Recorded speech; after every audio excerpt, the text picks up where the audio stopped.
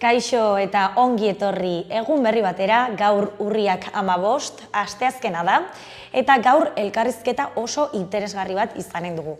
Dakizuenez, urriaren 7an hasi zen Gaza eta Palestinaren aurkako genozidio berria, eta horren inguruan Lucia Etxeberriak hitz eginen digu. Lucia Etxeberria Palestinarekin elkartasuna plataformatik dator, eta azken hilabetetan, urrian bai azaroan, hainbat manifestazio egin dira Euskal Herria osotik. Urriaren 28an zehazki egin zen Bilbon manifestazio nazionala, eta azaroan beste herrialdetan zehar egin dira beste manifestazioak. Adibidez, Iruñan egin zen pasaden larunbatean. Beraz, manifestazio eta mugimendu honen harira eta gai honen harira Luziak kontatuko digu zer nolako testuingurutan bizi garen, zer nolako istorioa duen Palestinak eta horrelako gauzak. Beraz, beti bezala, elkarrizketak baino lehen goazen betiko dukiarekin.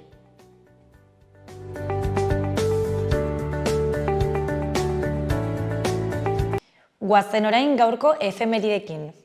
Gaurko egun batean, baina 1938an, Gerra Zibila, nazioarteko brigadak desegin ziren. Urte batzuk geroago 1940an, naziek Varsoviako getoa itxi zuten, hasieran txarrantxarekin eta gero 3 metro garai eta 18 kilometro luze zen harresi batekin. 350.000 judu inguru sartu zituzten. Egun berean, baina 1945an, Kanadak, AEBek eta Erresuma Batuak bomba atomikoaren sekretua sepsi entregatzeari ezezkoa eman zioten. Eta bukatzeko 1985an, Espainian gerra garaietarako heriotza zigorraren ezezpena adostu zen senatuan. Gaurko lerroburuak ikus ditzagun orain.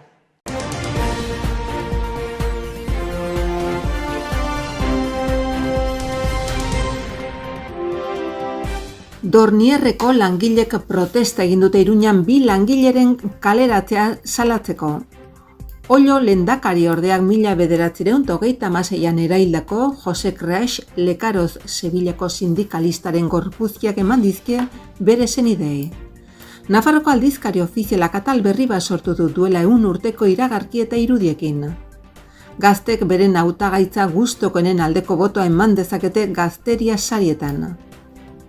Nafarroko gobernuko lehendakariak Kaparroso, Melida eta Arra da lotzen dituen errepide berria bisitatu du, zeinak 12 milioi euroko aurrekontua izan duen. 160 kirolari baino gehiago bilduko dira igande honetan Berriozarren Euskal Sokatira 4x4 txapelketaren lehen edizioan.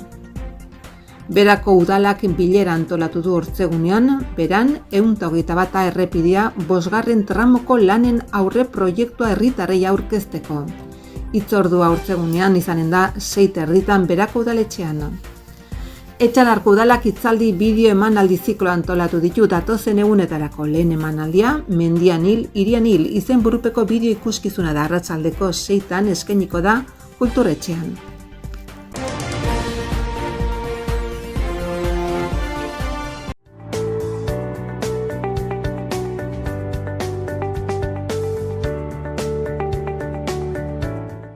Ikusiko dugu aste honetako agenda. Asteazkenean, batetik irakurle taldea, Ani Ernausen gertakizuna. Arrosadiako irakurle taldeak Ani Ernausen gertakizuna izango du hizpide. Arratsaldeko 6:30 Arrosadiako liburutegi publikoan. Bestetik, bostekoa saria, Jagoba Arrasaterekin solasean. Azaroaren 15ean Jagobarekin solasean jendaurreko ekitaldia izanen da Iruñeko Zibikan aretoan 7etan. Jarraian, intxaurra antzezlana. Gaizka Sarasolak idatzitako antzezlanaren asmoa inguratzen gaituzten baldintzek norberengan duten eragina azaleratzea da. Eta bukatzeko Superneskaren balentriak. Superneskaren balentriak Arturo Kampion euskaltegiko ikasleek sortutako fanzinea da eta aurkezpen antzezuta eginen dute asteazkenean Laban arratsaldeko 7etan. Ostegunean batetik mintzakideren ikasturte hasierako besta. Iruñarriko mintzakide egitasmoaren ikasturte hasierako besta eginen dute arratsaldeko 6etan Laban. Maider Lazkano, Dan Elizius eta Malen izanen dira bertan. Bukatzeko, sexua musikala. Ligatzeko gozabiltza, baina aplikazioekin ez zara ondo moldatzen, Bertako komunikazio kodeak ulertzeko zailtasunak dituzu? Eta aporiek erabiltzen hasi zarenetik zure antsietati mailak gora egin du? Galdera hauen erantzuna baiezkoa bada, ez kezkatu, zuk behar duzun asmatu dudalako. Ligatzeko aplikazioetan ez galtzeko gida, atik zetara. Ikuskizun honetan Andoni Mutiloak antzerkia, dantza eta musika nahasten ditu. Arratsaldeko 7:00 Nafarroako antzerki eskolan eskainiko du ikuskizuna. Larun batean, mapping jaialdia, esperientzia artistikoa familientzat eta lehen haurtzaroarentzat. Arte eszenikoen ikuskizuna umetxoendako. Lorategian, Teatro Paraiso antzerkian 10 erditan. 1 eta 3 urteren artean, heldu batek lagunduta. 3 euro aurrez izena eman da. Eta igandean, Nafarraziak dokumentalaren proiekzioa. Izaskun Barberrek eta Ruth Etxarterrek zuzenduta, Argentinarekin 10.000 kilometro lotzen dituen kultura baten dokumentala. Arratsaldeko 6 erditan, Laban, sarrera librea.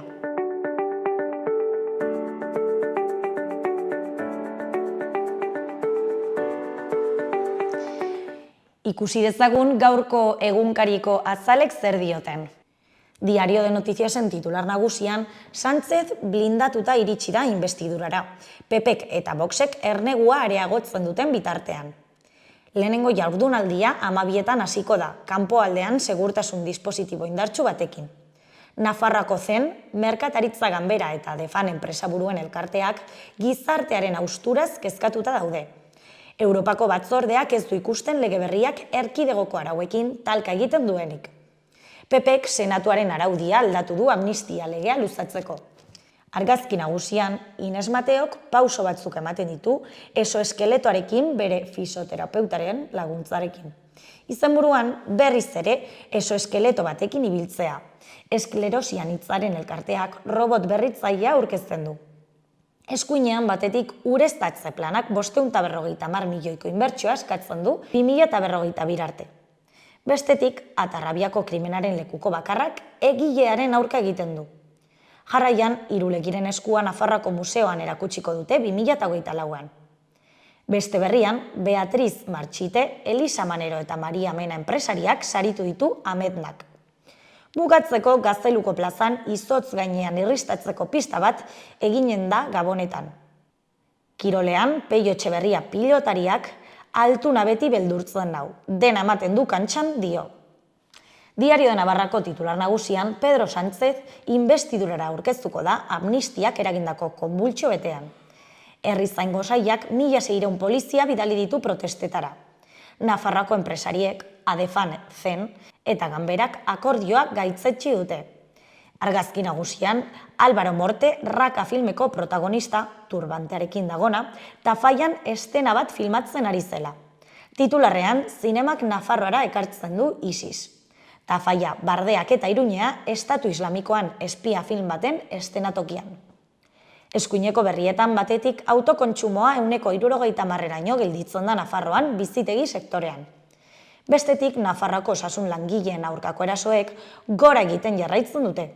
Bukatzeko, Pepe Álvarez UGTko idazkari nagusiak eskerrak eman nahi dizkio UPNri lan erreformagatik. Garako titularrean, Subiranisten babesak investidurara darama Sánchez. PSOEko burua garaipena ziurtatu da iritsi da investidurara. Indar sobiranistekin egindako taldean hitzeko akordio historikoari esker. Argazki nagusian, Jokin Altuna. Altunak dioenez, gaizki pasatu eta finala bere buruari egindako pari bat da. Titular handirik eman gabe ere, amezketarrak pilotaren inguruan egindako hausnarketak beti dira tentu zentzun beharrekoak. Eskuinean batetik erregaien merkatzeak moteltzen du urteko KPIa. Bestetik, Europar Batasuneko nekazaritzak glifosatoarekiko mendekotasuna izaten jarraitzen du 7 urte geroago. Osakidetza eta eskola publikoa indartzea proposatu du EH Bilduk. Bukatzeko, Israelgo armadaren setioak hilerri bihurtzen ditu ospitaleak. Berrian, argazki nagusian, Israeldarren aire eraso bat Gaza iparraldean atzo Israelgo Esderot hiritik ateratako argazki batean. Titularrean, Gazan giza laguntza banatzeko erregairik gabe gelditu da NBE. Israelek ezartzen dituen mugez kexatu da Antonio Guterres idazkari nagusiaren bozeramailea. Ez genuke erregaiagatik negoziatu beharko. Israelgo armadak egoitza ofizialak hartu ditu Gaza hirian. Ospitale bakarra dago martxan iparraldean. Beko titularrean bestetik elikagaien inflazioa indarra galtzen ari bada ere, iaz 9% garestiago daude. Argindarra eta erregaia merkatu egin dira urrian, eta horri esker, inflazio orokorra egonkor dago Hego Euskal Herrian, 3,5%. Eskuineko berrietan, batetik Nestor Regorrek, bloke nazionalista eta galiziarraren bozeramaileak, Espainiako Kongresuan dena, presio egiteko gaitasun handiagoa dutela, aritmetika parlamentarioa estuagoa delako dio. Bestetik, Pedro Sánchezen inbestidura saioa hasiko da gaur Espainiako Kongresuan. Behan, akordioak ixteko argazkien garrantzia. EH Bilduk eta EAJak PSOErekin izan dituzten negoziazioetan, itunen estenaratzea importantea izan da. Argazkian, Gotzon Barandiaran, kulturazaleak behar ditugu hitzaldia ematen atzo Gasteizen. Eta bukatzeko Siemens Energik 15.000 milioi euroko erreskate plan bat hitzartu du Alemanian. Euskal Herria Irratiko berri nagusian, Bernardo Atxagaren hitzetan agintea da nire bizitzan inoiz onartu ez dudana. Bernardo Atxagak Paradisuaren kanpoko aldeak, idatzi komikoak eta tristeak beren azken liburua aurkeztu du Iruñean. Beste berrian, Lucia Etxeberria erizainaren hitzak. Erizaintza historikoki izan da menpeko lanbide gutxietsia. Lucia Etxeberria erizaina da. Azaroaren 30ean deitua dagoen greba feministaren inguruan hausnartu du bere lanbidearen inguruan. Zaintza jarriko da erdigunean greba egun horretan, eta erizainarena feminizatua dagoen lanbidea izan da gogo eta ugari egin ditu. Profesionalizatu gabeko lanbidea izan da askotan karitatearekin lotutakoa ere bai. Medikuntzaren mendekotzat hartzen da oraindik, esan du. Elkarrizketa egin diote Euskal Herria Irratian. Eta bukatzeko, intxaurrak antzeslana emanen dute gaur Nafarroako antzerki eskolan. Gaizka Sarasolak idatzitako antzeslanaren asmoa inguratzen gaituzten baldintzek norberarengan duten eragina azaleratzea da.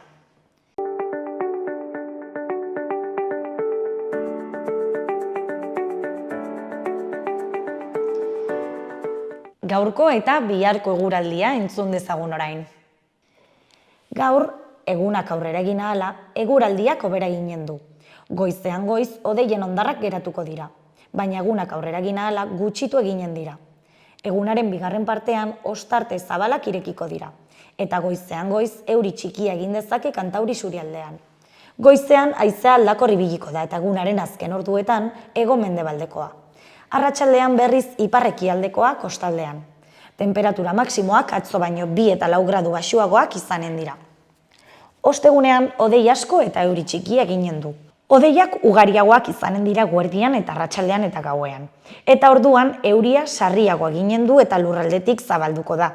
Hala ere euri gehien ipar partean eginen du. Goizean euri gutxi espero dugu eta bereziki kostaldetik gertu. Hasieran hegoaldeko haizea ibiliko da eta arratsaldean ipar-mendebaldera eginen du, bizi samar kostaldean. Temperatura maksimoetan ez dugu gorabehera handirik espero. Kaixo eta ongi etorri gaurko lehenengo elkarrizketara, oraingoan Lucia Etxeberriarekin gaude, Palestinarekin elkartasuna Nafarroako taldeko kidea, arratsaldeon eta ongi etorri. Eskerrik asko. Ekimena abian jarri zen Euskal Herria osotik, duela hilabete bat baino gehiago, berriro hasi zelako urriaren 7 zehazki Palestinaren aurkako genozidio hori ez, eta manifestazio masiboak egin dira Euskal Herria osotik, Bilbon, Iruñan, Gasteizen, Hendaian, eta zuek Palestinarekin elkartasunatik manifestazio hauek gideatu dituzte, ez? Kudeatu dituzu egien bat. Beraz, konta iguzu noiz eta nola sortu zen plataforma hau? Adierazizun modunez, urrik 7 esan genezake erason intentsifikazio bat eman zela, bino dena den ja martxan zegoen politika genozidio baten jarraipena izan zen, ez? Nolabait intentsifikatu zena eta momentu hontan aigana ikusten gure begien aurren, gure pantailetan nola ematen nahi den genozidio honen jarraipen batez horren aurren, lehenotik ja Euskal Herrin geunden lanen, adibidez, BDZ eta bezalako plataformetan, bedez eta elaboiko desinbertsio zigor plataforma, ja Palestinakin elkartasuna lantzen doana, ez, urte luzetan zehar. Bino ikusi zen testu inguru hontan behartzela nolabiteko mugimendu sozialen, nolabiteko herrin jendeen batura bat, indarrak batze bat, kalera atetzeko modu masibo baten ze gertatzen nahi dena zuk esan bezala genozidio bada, uda garbiketa etniko bada, herri baten kontrako sarraski argi bada, eta honen aurren Palestina bedezetaz aparte ikusi da nola herriko, gizarteko sektore desberdinak mobilizatu dianez eta batugan plataforma honetan. Orduan, zuk esantzun bezala erantzuna emateko modu bat izan da plataforma hau, Euskal Herri mailan artikulatu gana, hasiera baten deitu zen Bilboko manifestazio nazionala, bino herrialdeka Euskal Herriko 6 herrialdetan antolatu gaudenak eta horren erakusle izan da bigarren manifestazioiek herri bakoitzen eman zianak. Zenbat eragile edo erakunde zaudete plataforma honen atzean? Ezingo nizuke esan zehatz-mehatz zenbat, herrialde bakoitzak gaude bai eragile nazionalak, bai eragile herrialdeko eragilek ez, nazionalen artean Askapena ni Askapenako kidea naiz, jardun, mugimendu sozialista, bino gero herrialde bakoitzak Iruinen zentratuko naiz, beste herrialdetako realitatea ez dut ezagutzen, hemen badaude Aritu, badaude Gazte Asanbladak, bado bedezetako kidea, internazionalistak auzolaneaneko kideak, eta gehiore bai aztuko ituanak, bino, honekin esan nahi duana da, dela plataforma anitz bat, bino zut garrantzitsua dela aipatzea nola denak aniztasun hortatikan batin genuen 8 puntutan, ez? Eta 8 puntu horiek dira nolabiteko Bilboko urriko 28ko manifestazioa bideratu zutenak,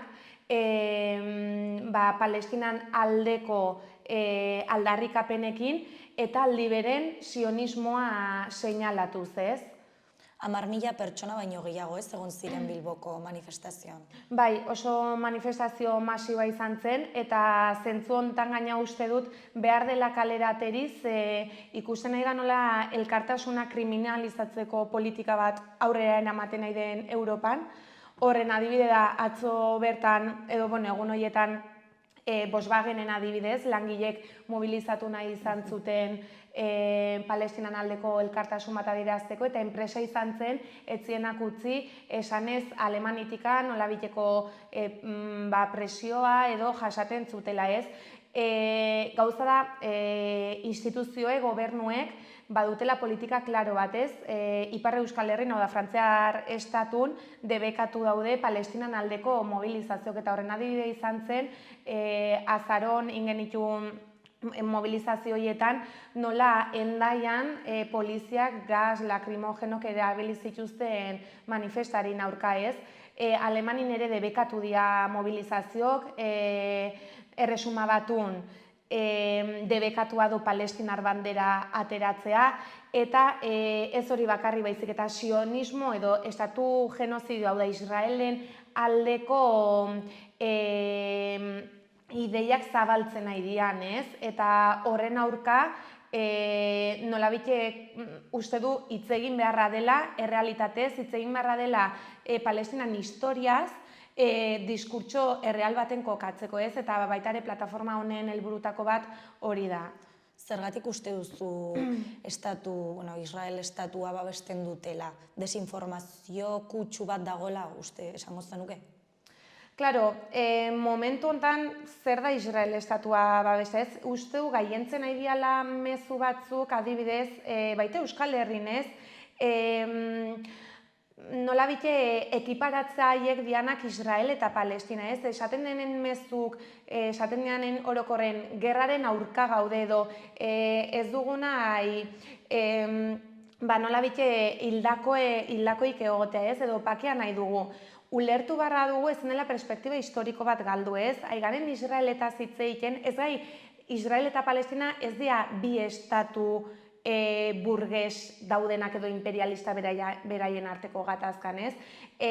Kokatu barra dugu historia, Palestina ja Nakba ezkeroztikan, 1948 ezkeroztikan eta aurretik ere aizela Israel estatu bezala onartu denez, entitate kolonizatzaile baten kolonizazioa pairatzen. Zer da kolonizazioa? Beran herritikan botatzea, lurrak kentzea, etxe bizitzak suntsitzea, errefuxiatuk izatera behartzera, ez? Orduan, klaro, geroztikan hamarkadetan eman dian eraso dira, ez? Palestinar herria bada hamarkadetan erresistitzen nahi den herri bat. Bada hamarkadetan Gazan oain eman dia erasoien, Gaza 2017-tikan, 2007 ezkeroztik, hau da, ja 5 urte bino gehiago, damakio lurreko blokeo baten, aireko blokeo baten, itsasoko blokeo baten, ezin dia mutu, Gaza kokatzearen ez, bisualizatzearen, da baztanen tamainako lurralde bat, esitua dona, eta berdan bizidea 2 milioi eta 300.000 biztale, ez, hau da, bizidea erkidegon, Euskal Erkidegon, bizidean biztaleria bino gehiago bastan bezalako herrialde baten, osa, imaginatu, ze dentsitate don, eta hor bizi baldintzak zein dian, uran mozketak baldin badaude, argia baldin badute egunen 2 orduz bakarrik. Ez badute lur landatzeko edo nola bite lurra lantzeko eskubideik, atetzen baldin badia itsasora arrantzatzea fusilatu dianak. Han Gazan bizidean 80% ere, ezin dugu ahaztu, 80% errefuxiatua dela, hau da, Palestinako beste lurraldetan bizitzen jendea behartua izan dena hor geto hortan bizitzera, ez? Orduan, kokatzen duen noen gatazka zazpien, urrik zazpin, ezin dugu ahaztu martxan don kolonizazio proiektu badela, ez? Herri bate nola bite deusestatzeko, beran herritikan kanporatzeko proiektu badela, ez? Orduan, kasu honetan Israel, zugaldetu diazu ez, zesan edo Israeleri babesa ematea, hasi ginezken non, ja mezu ekiparatzaiek, hau da, ekidistantek dianak, nola biteko gerrarik ez esaten dutenak, ematen diotela eskubide edo legitimitatea Israeleri estatu bezala aitortzeko, ez? Estatu bezala bere lekua emateko, eta uste du horren aurretikan kokatu behar dela historia, ez? Orduan hori alde batetikan. Eta ezin dugu ahaztu kolonizazio hori nolabait Europan jaio den planteamentu kolonizatzailea dela, ez? Bada kolonizazio imperialista bat, eta herri palestinarran borroka de facto bada borroka antikolonial bat, ez? Da, herri bat bere herrin eskubideen alde borrokatzen nahi dela, eta lehen esaten duen bezala existitzea hutsa borroka bat bihurtzen dela, ez? Orduan, kasu honetan, bai, Israelek hori aurrera eraman alizateko, badaukio estatu batuen babes oso, badaukio estatu batuen harreman politiko, ekonomiko eta armamentistikok, bino ez beraien abakarra Europar Batasuneko herrialden are bai, eta hor kokatzen gagu, hor kokatzen da Espainiar estatua, eta hor kokatzen da momentu honetan gure gobernua PSOE, ez? Eta horregatik uste genuen seinalatu, eta uste dugu seinalatu behar dela, ze PSOE momentu honetan deno dakigu investidura prozesu bat aurrera eraman dula, alderdi askon, babesakin, alderdi askon konplizidadekin. Eta gutako askok bozkatu izan dutun alderdiek baimentzen dutela harreman horiek aurrera eramatea, ez? Orduan, estatu sionista edo Israelen apoiotaz eta konplizidadez hitz egiten dugunen, begiratu barra dugu hemengo instituzioak eta hemengo enpresak zein dian albidetzen ditenak hauden egiten. Eta zergatik esango zenuk ez dutela Israelekin harremana mozten, hemengo alderdiek edo hemengo gobernuak? Galdera ona da, eta uste dut, galdera kasu honetan aipatu barraitula edo seinalatu barraitula nola dauden harreman ekonomiko, hau da, enpresa asko aidiala harremantzen Israelekin, horren adibide da, 2022, pasaden urten, kontabilizatu zean, Nafarroan bertan, badaudela 156 enpresa Israelekin harreman ekonomikok garatzen. Gero bestetik harreman politikok daude, ez? Eta hori da Europar Batasuneko herrialden orokorren ematen nahi den harremamaz posizionamentuk argik izaten nahi dira.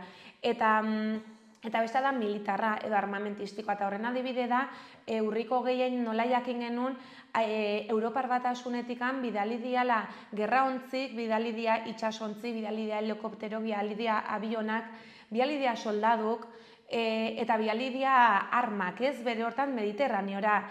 Eta harremanak konplizideek zuzenak dira, eta konplizidade horietaz hitz egiten dunen, horregatik uste dugu gobernua seinalatu behar dugula eta presionatu behar dugula guk, ez? Eta momentu honetan gehiago harreman horiek eten ditzaten.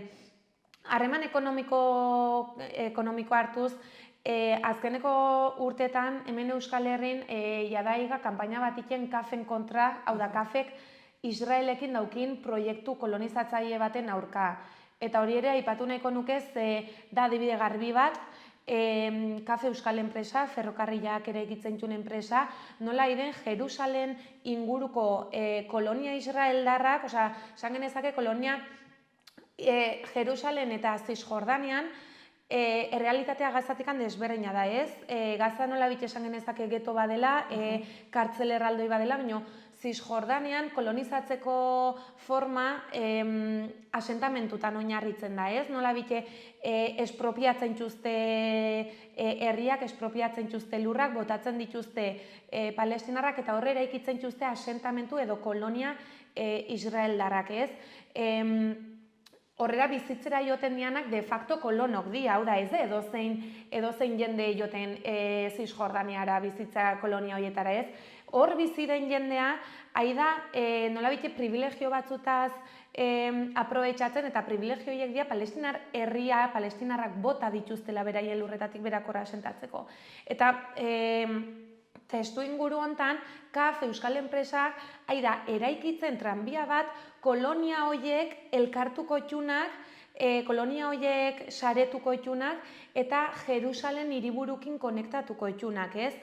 Hau bada beste politika bat Israelena bera lurrak anexionatzeko, palestinar lurrak geroz eta gehiago zatikatzeko, eta izango da esklusiboki israeldarrak erabiliko duten tranbia bat, ez?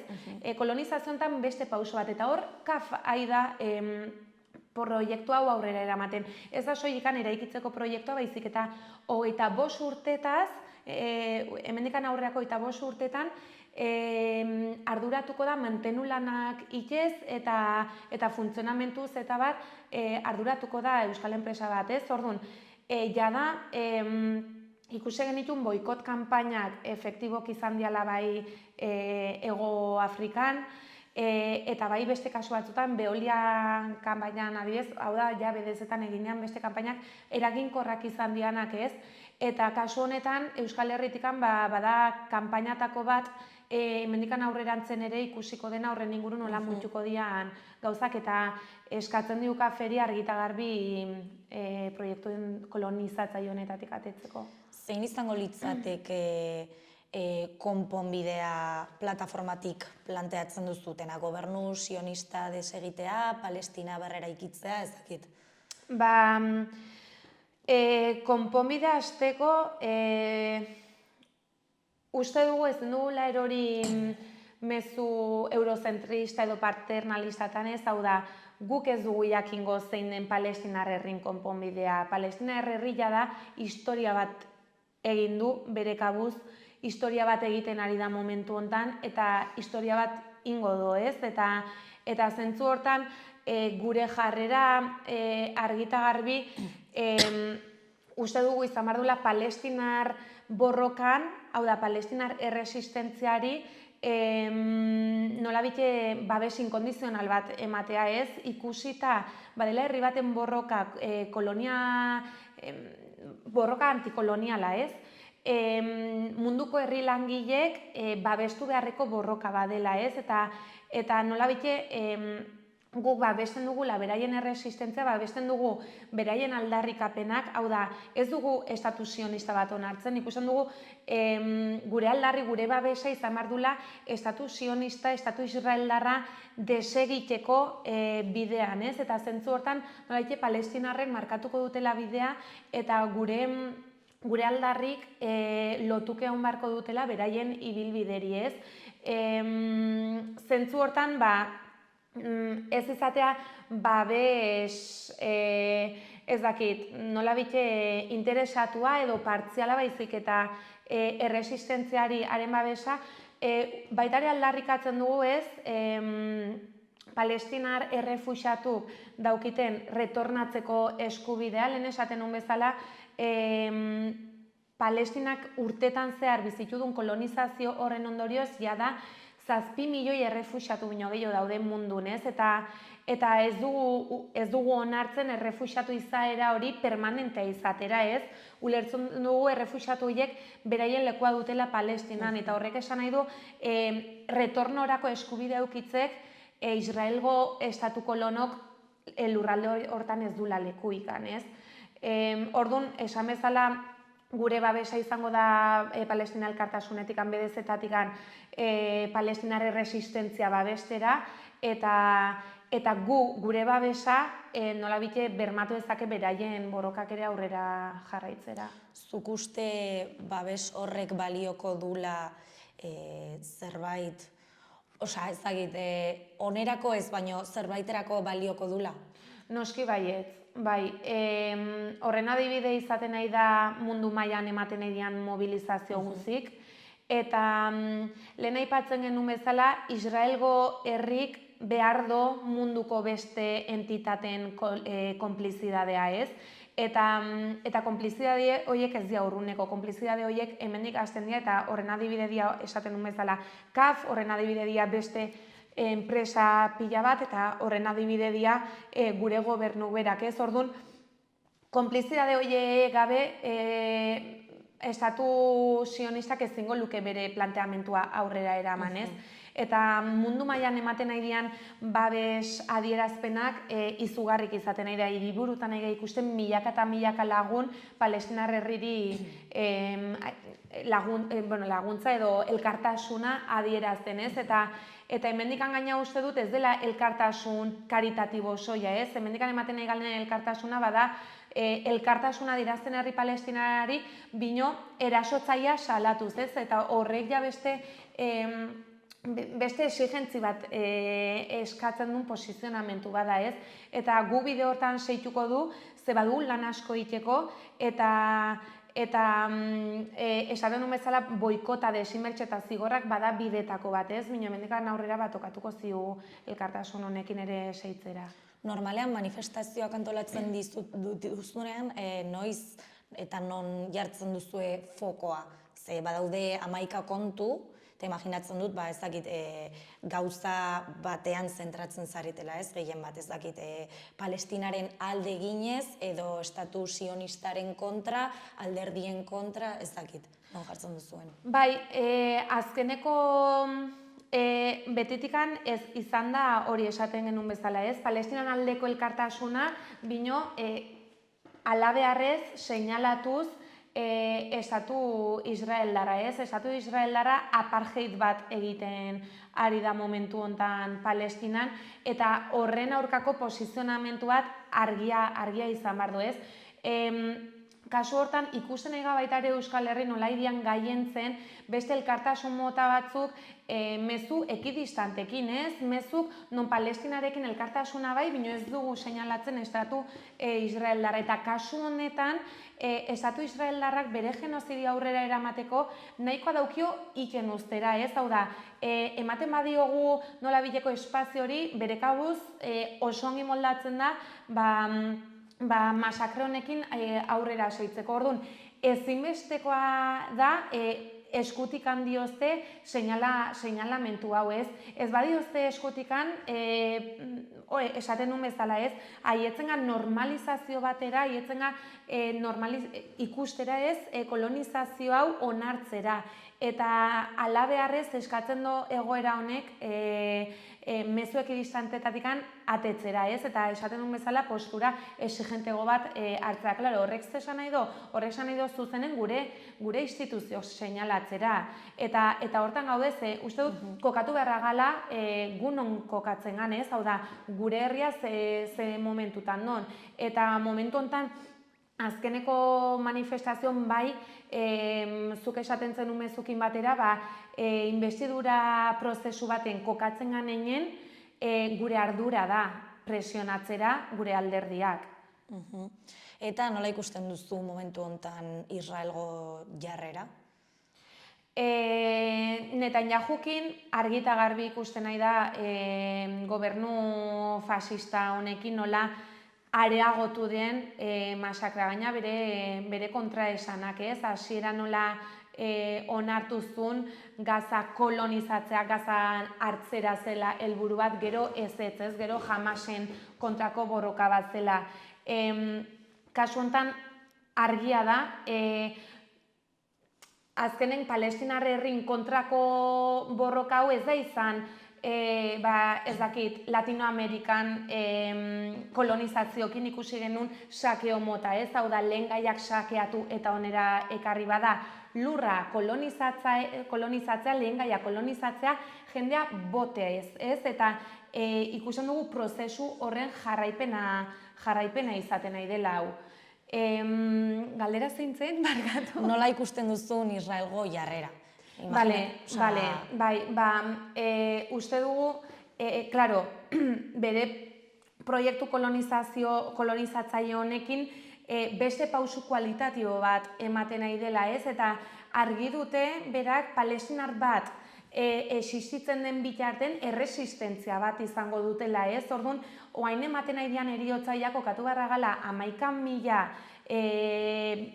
bizitza, 11.000 gehiago, ez? Bizitza akabatu ituztela, horietatik 4.000 bino gehiago umek diala, horrek esan nahi do, eunen 156 aur bino gehiago ideala hiltzen, ez? Atzo 156 aur hiltzituzten gaur ere bai, eta bihar ere bai edo gehiago iriko ituzte, ez? Eta zifretan ere hitza askotan hotza gelditzen da, bino uste dut, importantea dela seinalatzea ze dimentsiota zaigan hitz egiten, ez? Orduan, bada, nolabite apartheid bat garatzea, bino kolonialismo, garbiketa etniko baten oinarritzen den kolonialismo baten, ez?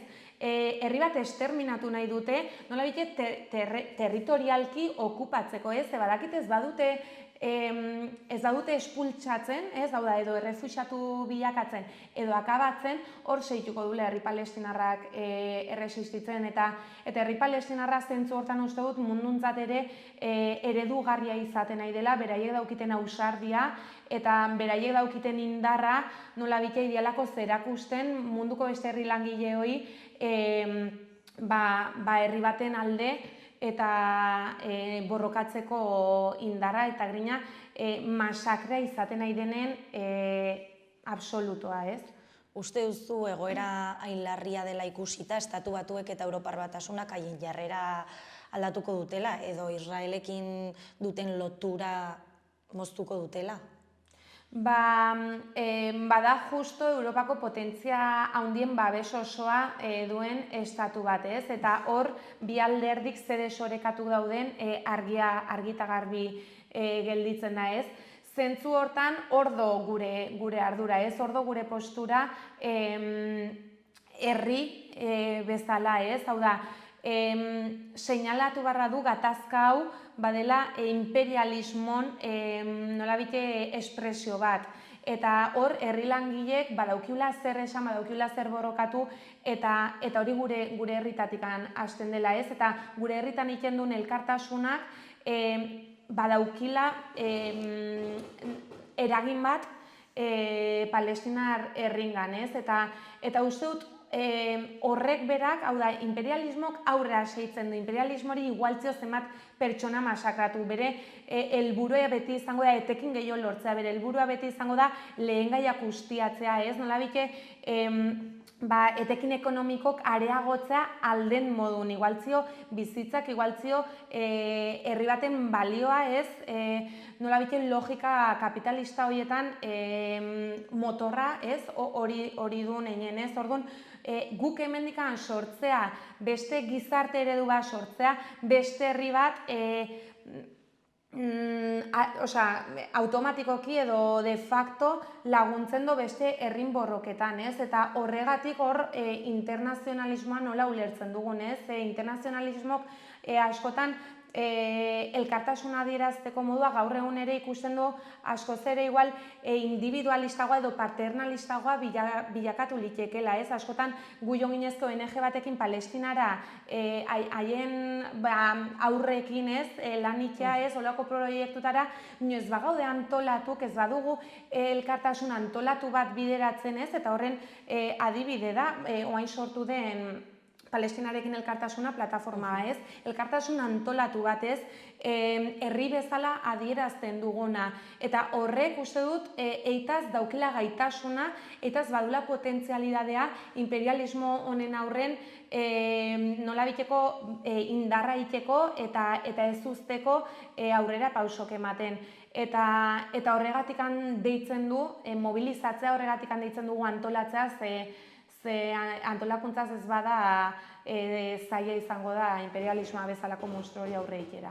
Aste honetan jakin dugu segurazki Pedro Sánchez aterako dela presidente berriro, ostegun honetan, zer egin beharko luke Pedro Sánchezek? Gai honen inguruan, momentu honetan, aste honetan ja, adibidez.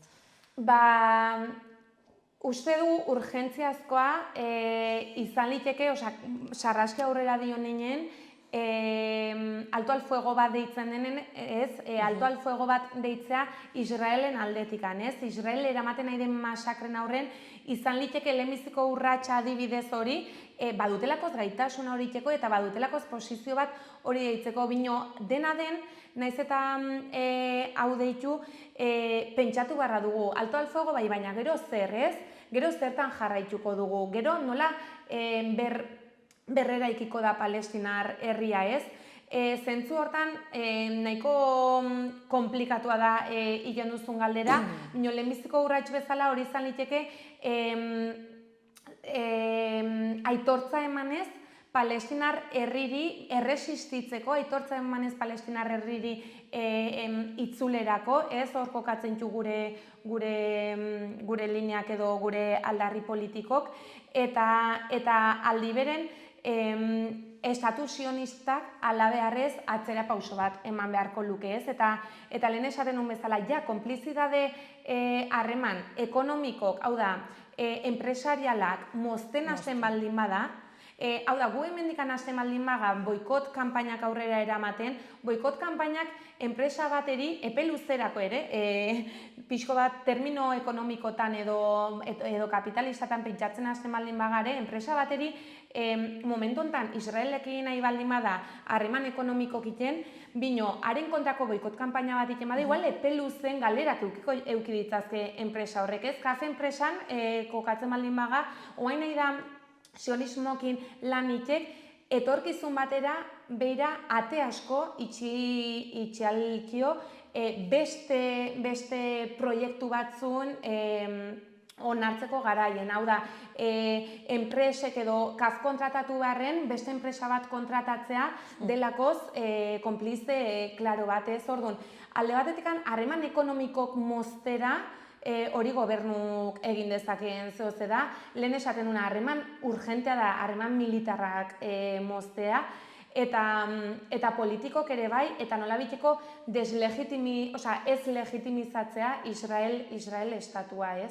Zuk uste jarrera hori hartuko dutela, PSOEkoek adibidez? Gaur egun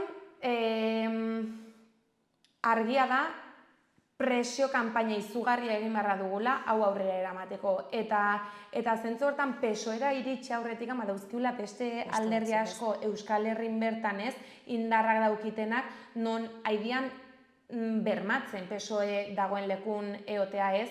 Orduan oso hemendikan bai badugula zer presionatu, bai badugula zer seinalatu, eta herri bat atetzen bada, orain arte bezala indian mobilizazio masibotan aldarrik eskatuz, nolabiteko presio horrek bai jokatu dezakela nolabiteko pieza muitze aldera. Plataformatik zertan zabiltzate orain, zer prestatzen ari zarete?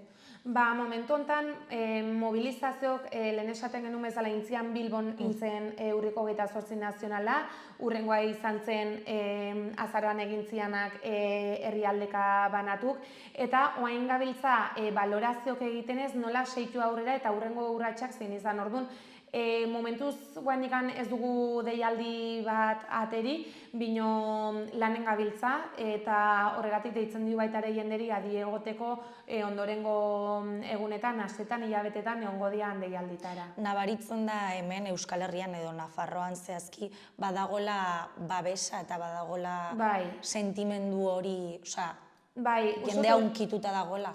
Euskal Herria zentzu hortan argi ikusi dezake dugu hamarkadetan zehar egin den lana palestinar herrian borroka babesteko, eta nolabite Euskal Herria badu sentsibilitate bat, naiz eta mundu oso nahigan ikusten elkartasun ekimenak, Euskal Herrin astero aiga ikusten hiriburutan horren erakusle dian adibidek ez, Iruñan adibidez asteartero udaletxe plazara ateratzen gara, berez eta deitutako kontzentrazio edo elkarretaratzea egitea. Forma desbeinetako dira elkartasun adierazpenak ez, hitzaldi pila bat iten nahi da, jendea mobilizatzen nahi da, jendek interesa daukio gai honekiko, eredugarria hartzen da, eredugarria da ez, palestinar herrin borroka, nola biteko nazio askapen borroka badelako ez, eta naiz eta errealitate oso desberdinak izan, hemen ere badugulako sentsibilitate hori herri bezala nazio askapen borroka bat aurrera eraman dugun eta aurrera eramaten egan herri garen einen ez. Orduan, Euskal Herria ustut adibide argia izaten nahi dela, elkartasuna forma desberdinetara nola ematen nahi den, eta palestinar banderak ikusten dira non nahi, eta honekin seitu barra dugu ez, honekin seitu barra dugu zelan asko doiteko, eta esaten duen bezala gure presio eta posturak indartsu mantentzen seitu behar du. Zuk uste niri tokatzen zaidan bezala, adibidez komunikabide bezala, komunikabideek zerbait gehiago egin beharko genukela? Noski baietz, eta horregatikan berriz ere aipatu nahiko nuke ze terminologia erabiltzen junez. Nola askotan kokatzen dugun historia honen jomuga hasiera puntua ez, abia puntua urrik zazpin, perspektiba historiko osoa galduz ez, eta historia bat presente ukitzek eitaz eramaten digu kokatzera zerra den gertatzen Palestinan, ez? Eta horrek eramaten digu etorkizun bat ere bideratzea, ez? Oain iten nahi gan aldarrik kokatu barraitu orain aldin ematen dian genozidion aurren, bino etorkizun bat ezin du etorkizuna begibistatik galdu, ez? Eta zentzu hortan orain ibiltzen dian terminologiak ez, nolabite legitimizatzen dutenak Israel horregotea, ikusi genezake Euskal Herrin zarautzen, adibidez egintzen elkarretaratze bat, kolono bateri babesa emanez ez, hiltzen estatu Israeldarran edo lur kolonizatutan bizi zen Euskaldun bat, eta Euskalduna izateagatikan hutsa omendu egintzen pertsona hau ez, eta hori albistegi guztietan ateratzen da, eta gainera sentsibilitate bat ere mugitzen dio, bino ezin dugu ahaztu, hor bizi zela lurralde baten non ja de facto kolonizatzailea denez, hor bizitzek zer esan nahi du, hor bizitzek esan nahi du privilegio bat eukitza herri bat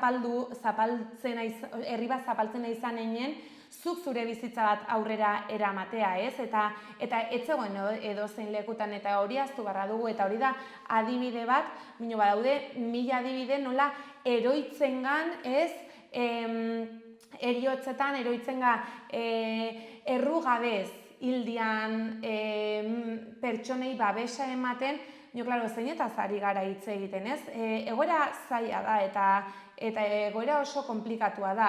Bino, usut, mezu ekiparatzaietatik ateri beharra gala, ze de facto historia hori borratzen dugu, ez?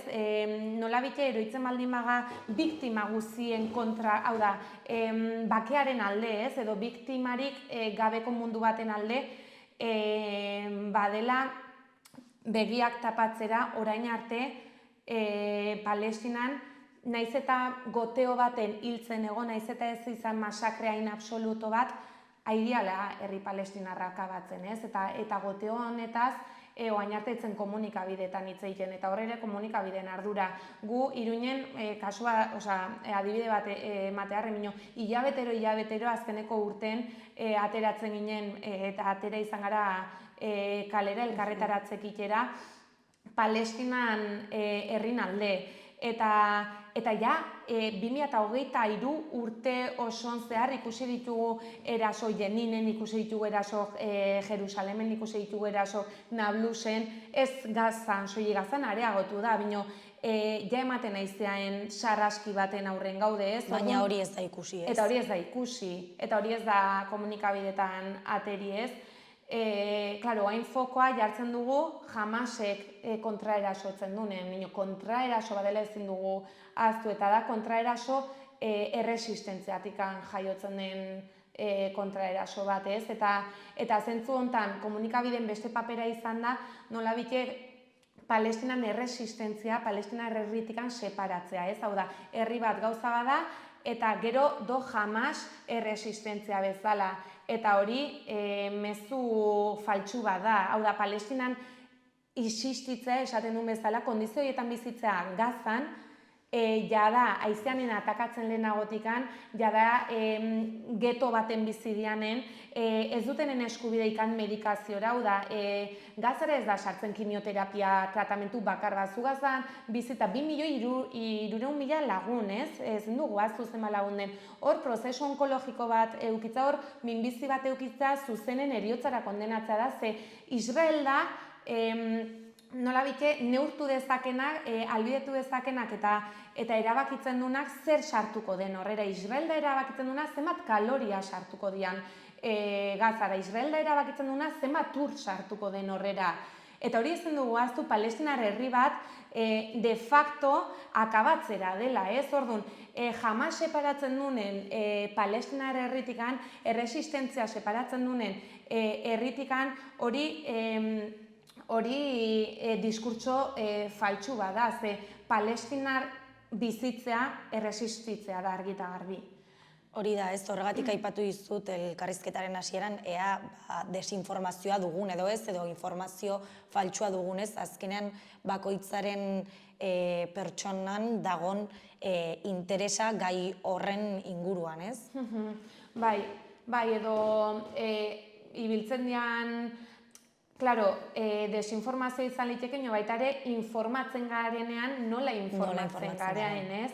Gatazka Palestina-Israel, ez da gatazka bi herrin artekoa, da Israelen kolonizazioa, ez? Guazen behar den terminotan hitz egitea, guazen, eta hori denon ardura da, ez? Eta zentzu hortan, kaleratetzen ganen ez, nolabite bada, mezu real horire zabaltzera, eta jende hau hain entzuteko prest doez, momentu honetan, hain da fuertea gertatzen nahi dena, begibistan ikusten nahi gan sarraski, nola akabatzen nahi dira, nola tankek lurren hilda dauden pertsonen gainetikan pasatzen dira, nola esaten ari dian ez, sare sozialatan, TikToken, sionista izatea sexia izatea den.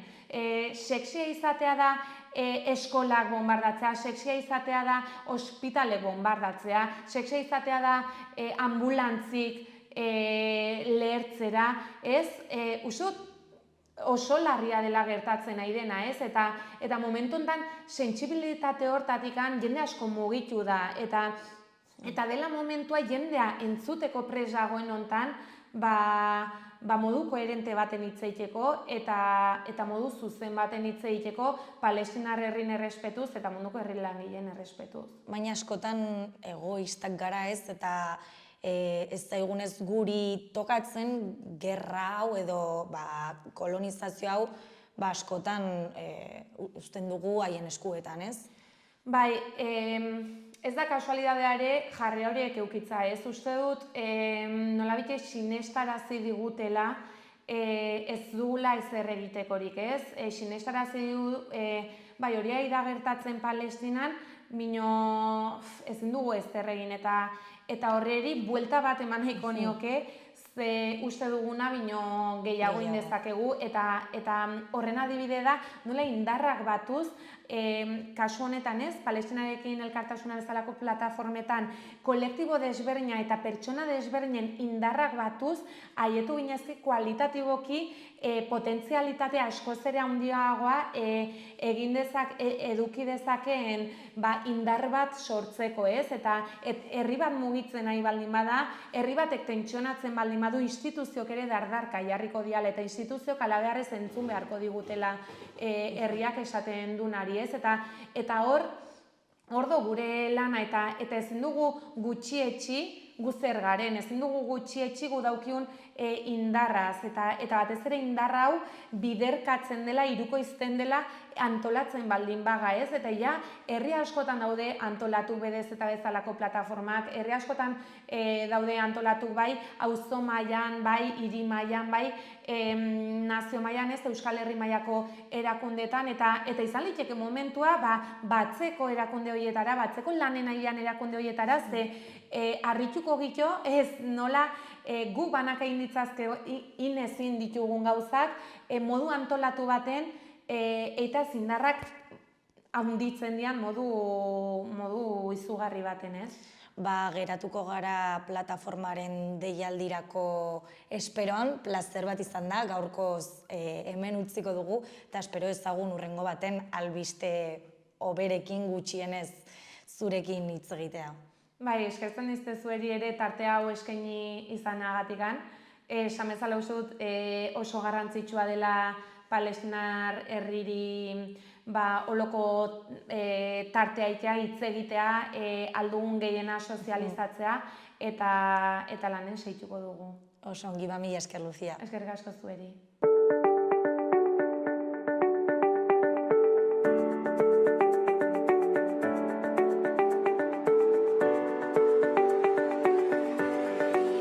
Mila esker, beste egun batez hemen gurekin egoteagatik eta beti bezala bihar ostegunean elkarrizketa berriekin eta eduki berriarekin hemen egonen gara.